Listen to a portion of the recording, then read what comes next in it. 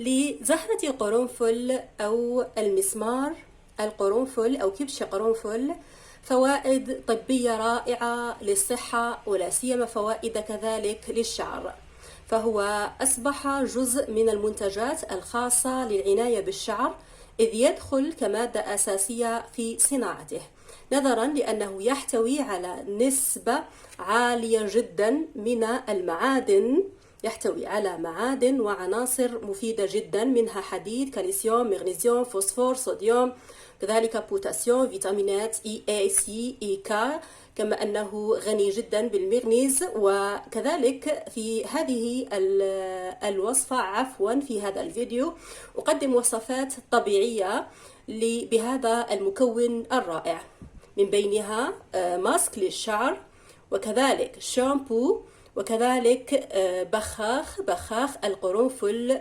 رائع جدا للشعر، وكذلك نظرا وتلبية لطلبات الكثيرات من مشتركات قناتي طريقة عمل زيت القرنفل في البيت. أولا نقوم بعمل الوصفة وبعدها نقدم الفوائد.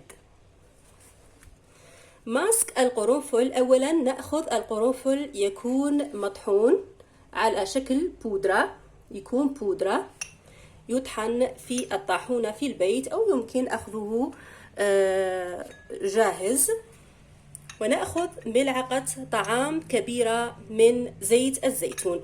يمكنك عمل زيت جوز الهند، أو يمكن عمل هذا القناع بالزبادي الطبيعي اليوغورت. يمكن عمل هذه الوصفة مع الحناء لمحبات الحناء، رائعة جدا بالحناء. وهذه الوصفة كذلك تفيد لعلاج الشيب مع المداومة.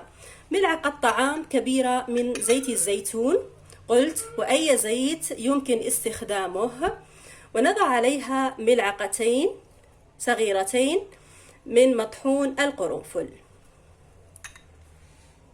يكون ناعم بودرة، يجب غربلته.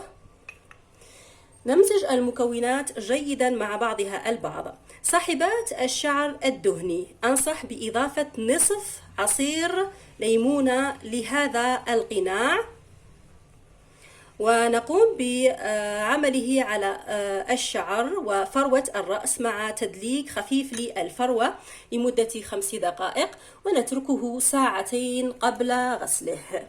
قبل غسل هذه الوصفة تترك لمدة ساعتين. قلت صاحبات الشعر الدهني نضيف نصف عصير ليمونة. وبالنسبة لصاحبات الشعر الأشقر لا أنصح بعمل هذه الوصفة لأنها تغير لون الشعر إلى البني.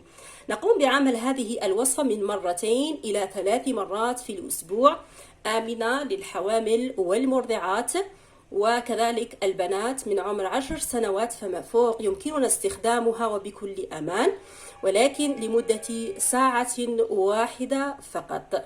ونستخدم هذه الوصفة لتترك في الثلاجة مدة حفظها، إذا قمنا بعمل كمية كبيرة منها تكون لمدة شهر كامل.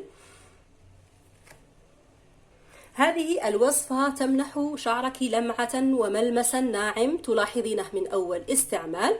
تعالج مشكلة تساقط الشعر، لأن الألياف والمعادن الغنية في القرنفل تعمل على تكثيف شعرك وملء فراغات مقدمة الرأس، وحتى علاج الصلع لمن يعانون من الصلع، مع المداومة حتى لمن يعانون من الصلع الوراثي فعال هذه الوصفة، ولكن مع المداومة.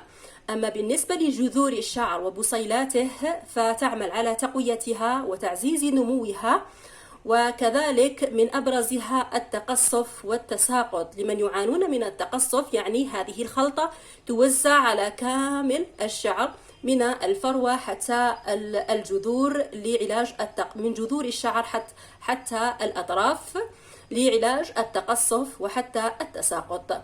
كذلك هذه الوصفة تخلص من أمراض فروة الرأس والقشرة، كما تزيد من نشاط الدورة الدموية ويحفز الشعر على نمو صحي وطبيعي. بعدها نحضر شامبو القرنفل. إذا استخدمنا كامل هذا الروتين من الماسك والشامبو والبخاخ، وبالنسبة للزيت يمكن ترطيب الشعر به في 3 استخدامات نلاحظ نتيجة على الشعر. نأخذ الشامبو الذي تستخدمينه أو شامبو أطفال، أو يمكن عمل شامبو طبيعي بصابون الغاء. ملعقة طعام كبيرة مع ملعقة شاي صغيرة من القرنفل مطحون. ونضيف طبعا إلى الشامبو الماء. دائما نضيف للشامبو الماء عند الاستخدام.